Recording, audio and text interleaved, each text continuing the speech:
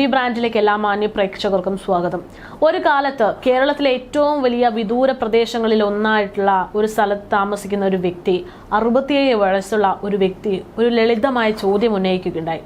ഒരാൾക്ക് എങ്ങനെ നിരന്തരം കള്ളം പറയാനും പൂർണ്ണമായും തെറ്റായ അവകാശവാദങ്ങൾ ഉന്നയിക്കാനും കഴിയും?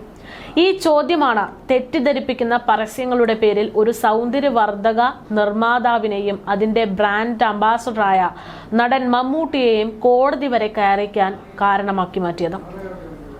ഇന്ന് അതേ രീതിയിൽ മറ്റു ചിലരെ കൂടെ അവസ്ഥ കടന്നു പോകുന്നുണ്ട് എന്നുള്ളതാണ് യാഥാർത്ഥ്യം. സോഷ്യൽ മീഡിയ തുറന്നാൽ ഒരു സോപ്പിന്റെ പരസ്യമാണ്. അത്യാവശ്യം സെലിബ്രിറ്റി സ്റ്റാറ്റസ് ഉള്ള ഒട്ടുമിക്ക എല്ലാ ആളുകളും ഈ സോപ്പിനെ കുറിച്ച് പ്രൊമോട്ട് ചെയ്യുന്നുമുണ്ട്. അന്ന് ഇന്ദുലേഖയ്ക്ക് വേണ്ടി സംസാരിച്ചത് ആരൊക്കെയായിരുന്നു, അന്ന് ഏതൊക്കെ രീതിയിലായിരുന്നു, അതൊക്കെ തന്നെയാണ് ഇത്തവണയും ഇവിടുത്തെ പ്രധാനപ്പെട്ട ചർച്ചാ വിഷയം എന്ന് പറയുന്നത്.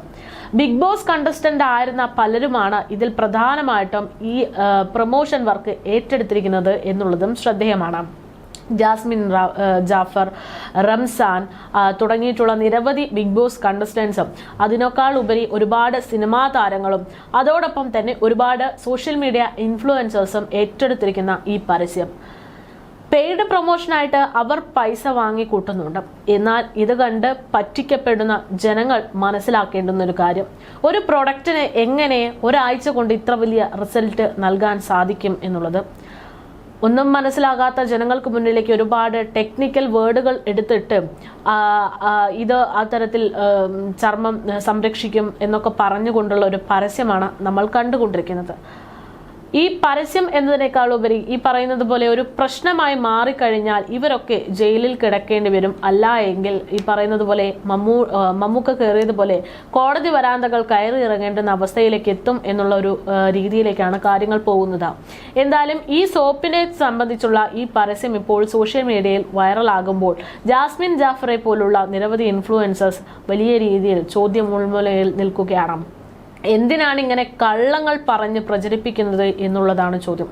പ്രൊമോഷൻ ആണെങ്കിൽ പ്രൊമോഷനാണെന്ന് പറഞ്ഞുകൊണ്ട് ആ വീഡിയോ അങ്ങ് ചെയ്തു പോയിക്കൂടെ എന്നാണ് വിമർശനം. ഇത് പറയുന്നത് തന്നെ കള്ളം പറയുന്നില്ല എന്നുള്ള കാര്യമാണ്. വീഡിയോ തുറക്കുമ്പോൾ തന്നെ ജാസ്മിന്റെ വീഡിയോയിലൊക്കെ പറയുന്നത്, ഞാൻ ഒരുപാട് ഫേക്ക് പ്രോമിസസ് കണ്ടിട്ടുണ്ട് പ്രൊഡക്റ്റിന്റെ പേരിൽ, പക്ഷേ ഇത് ഫേക്ക് അല്ലാത്തൊരു പ്രോമിസ് ആണ് എന്ന തരത്തിലാണ്. ഈ പറയുന്ന വീഡിയോ തന്നെ ഒരു ഫേക്ക് ആയിട്ടുള്ള കാര്യമാണെന്ന് പറയുന്ന അവർക്കും കാണുന്ന നമ്മൾക്കും അറിയാം. എന്നിട്ട് പോലും അത്തരം ഫേക്ക് പ്രോമിസുകൾ നൽകിക്കൊണ്ട് ജാസ്മിൻ ജാഫറിനെ പോലുള്ള നിരവധി ആളുകൾ രംഗത്തേക്ക് വരുന്നത് വലിയ വിമർശനങ്ങളാണ് ഉന്നയിക്കുന്നത്. എന്തായാലും ഇത്തരം പെയ്ഡ് പ്രൊമോഷൻസ് എടുക്കുന്നവർക്ക് ഒരു കഥ പറഞ്ഞു തരാം. മമ്മൂട്ടിയെ കുടുക്കിയ കഥ. അതായത് 2015 ഓഗസ്റ്റിൽ വയനാട് ജില്ലയിലെ മാനന്തവാടിയിൽ വെച്ച് കെ ചാത്തു എന്ന് പറയുന്ന ഒരാള് ഒരു സോപ്പ് വാങ്ങുന്നു. സൗന്ദര്യവർദ്ധക ഉൽപ്പന്ന നിർമ്മാതാക്കളായ ഇന്ദുലേഖയ്ക്കും അതിന്റെ ബ്രാൻഡ് അംബാസിഡറായ നടൻ മമ്മൂട്ടിക്കുമെതിരെ കേസ് വരാൻ സാധ്യതയുള്ള കേസ് കൊടുത്ത ഒരു ആളായിട്ട് അന്ന് അദ്ദേഹം മാറി. അതായത് ജില്ലാ ഉപഭോക്തൃ കോടതിയിലാണ് അദ്ദേഹം പരാതി നൽകുന്നത്. മമ്മൂട്ടി തത്തപാടിയ സൗന്ദര്യം നിങ്ങളെ തേടി വരും, സൗന്ദര്യം നിങ്ങളെ തേടി വരും എന്ന ടാഗ് ലൈന് തെറ്റിദ്ധരിപ്പിക്കുന്നതാണ് എന്ന തരത്തിലും അദ്ദേഹം ഒരിക്കലും സുന്ദരിയോ ആയി മാറിയിട്ടില്ല എന്നും ചാത്തു കോടതിയിൽ പരാമർശിച്ചു. കമ്പനിക്കെതിരായ 67 വയസ്സുകാരന്റെ കേസ് പലർക്കും പരിഹാസ്യമായി തോന്നിയെങ്കിലും വിധി വന്നപ്പോൾ അവിടെ ഞെട്ടി. കോടതി അയാൾക്കൊപ്പമായിരുന്നു. മാസങ്ങൾക്കുള്ളിൽ കമ്പനി നഷ്ടപരിഹാരം നൽകേണ്ടി വന്നു. ചാത്തു 50,000 രൂപ നഷ്ടപരിഹാരം ആവശ്യപ്പെട്ടെങ്കിലും ജനുവരി ആദ്യം കോടതിക്ക് പുറത്തുള്ള ഒത്തുതീർപ്പിലൂടെ ഇന്ദുലേഖ കമ്പനി 30,000 രൂപ അദ്ദേഹത്തിന് നൽകിയെന്നാണ് വിവരം. പണത്തെക്കുറിച്ചല്ല, മറിച്ച് ഒരു കമ്പനി ഉപഭോക്താക്കളുടെ മനസ്സിൽ കെട്ടിപ്പടുക്കുന്ന വിശ്വാസത്തെയും മമ്മൂട്ടിയെ പോലുള്ള പ്രശസ്തരായിട്ടുള്ള സെലിബ്രിറ്റികൾ സമൂഹത്തിന് കടപ്പെട്ടിരിക്കുന്ന കാര്യങ്ങളെക്കുറിച്ചുമാണ് അന്ന് ചാത്തു പറഞ്ഞത്. ഇന്ദുലേഖ വൈറ്റ് സോപ്പിന്റെ പരസ്യ പരമ്പര നമ്മളെല്ലാവരും കണ്ടിട്ടുണ്ട്. അവരുടെ അവകാശവാദം വളരെ ബോധ്യപ്പെടുത്തുന്നതായി തോന്നിയിട്ടുണ്ട്. മമ്മൂട്ടിയുടെ രൂപം അവരുടെ വിശ്വാസ്യത വർദ്ധിപ്പിക്കുന്നുമുണ്ട്. എന്നാൽ അവരുടെ അവകാശവാദത്തിന്റെ ഒരു ഭാഗം പോലും സത്യമല്ല. എനിക്കത് അനുഭവമുണ്ടെന്നാണ് അന്ന് ചാത്തു പറഞ്ഞത്. ഈ പരസ്യങ്ങൾ തുടർച്ചയായി കേട്ടപ്പോൾ എപ്പോഴോ അത് സത്യമായിരിക്കാമെന്ന് ഞാനും കരുതി. സോപ്പിന് എന്നെ സുന്ദരിയാക്കാൻ കഴിയുമെന്ന് ഞാൻ കരുതി. കഴിഞ്ഞ ഒരു വർഷമായി ഞങ്ങൾ ഇത് പരീക്ഷിച്ചു നോക്കിയെങ്കിലും ഒരു ചെറിയ മാറ്റം പോലും കണ്ടെത്താൻ കഴിഞ്ഞില്ലെന്നാണ് അന്ന് ചാത്തു പ്രൂവ് ചെയ്തത്. 75 ഗ്രാം ഇന്ദുലേഖ സോപ്പിന് 35 രൂപ വില. സോപ്പ് പ്രത്യേകിച്ചൊന്നുമല്ല. ഉപഭോക്താക്കളെ വഞ്ചിക്കുന്ന വിപണിയിലെ എല്ലാ ഉൽപ്പന്നങ്ങൾക്കും ഇതൊരു മുന്നറിയിപ്പായിരിക്കണം. ഈ സെലിബ്രിറ്റികൾ എന്തിനാണ് ഇത്തരക്കാരെ പിന്തുണയ്ക്കുന്നതെന്ന് എനിക്ക് മനസ്സിലാകുന്നില്ലെന്നാണ് അന്ന് നിയമ പോരാട്ടം നടത്തിയപ്പോൾ ചാത്തു പറഞ്ഞത്. ഒരുപക്ഷെ താരാരാധന കൂടുതലായതിനാൽ എൻ്റെ ഗ്രാമവാസികളിൽ ഭൂരിഭാഗം ആളുകളും സെലിബ്രിറ്റികൾ പറയുന്നത് വിശ്വസിക്കുന്നതാവാം. ആ ഉൽപ്പന്നം നല്ലതായിരിക്കാം, അല്ലെങ്കിൽ മമ്മൂട്ടിയോ മോഹൻലാലോ പരസ്യത്തിൽ അഭിനയിക്കില്ല എന്ന് അവർ പറയുന്നത് ഞാൻ പലപ്പോഴും കേട്ടിട്ടുണ്ട്.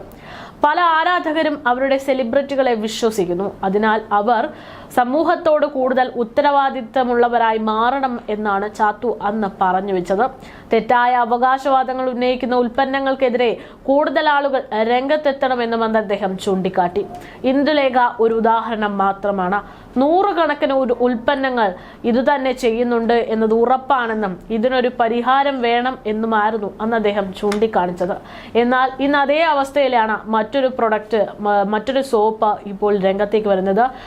വ്യത്യാസമുള്ളതെന്ന് പറയുന്നത് വെറും ടിവികളിലും മറ്റു പത്രങ്ങളിലും മാത്രം കാണുന്ന പരസ്യമല്ല. അതിൽ നിന്ന് വ്യത്യസ്തമായിട്ട് സോഷ്യൽ മീഡിയയിൽ ഏറ്റവും കൂടുതൽ സജീവമാകുന്ന കാലഘട്ടമായതുകൊണ്ട് തന്നെ ഇപ്പോൾ സോപ്പിന്റെ പ്രധാന പരസ്യം എന്ന് പറയുന്നത് സോഷ്യൽ മീഡിയയിലൂടെയാണ്. ഇൻസ്റ്റഗ്രാം, ഫേസ്ബുക്ക് പേജുകളിലൂടെയാണ് ഏറ്റവും കൂടുതൽ സെലിബ്രിറ്റികൾ ഈ സോപ്പിനെ പ്രൊമോട്ട് ചെയ്തുകൊണ്ട് 7 ദിവസം കൊണ്ട് ടാൻ മാറും, ഒറ്റ ഉപയോഗം മതി എന്നൊക്കെ പറഞ്ഞുകൊണ്ട് പ്രൊമോഷൻ നടത്തുന്നത്. പക്ഷേ ഇതെല്ലാം കള്ളമാണ്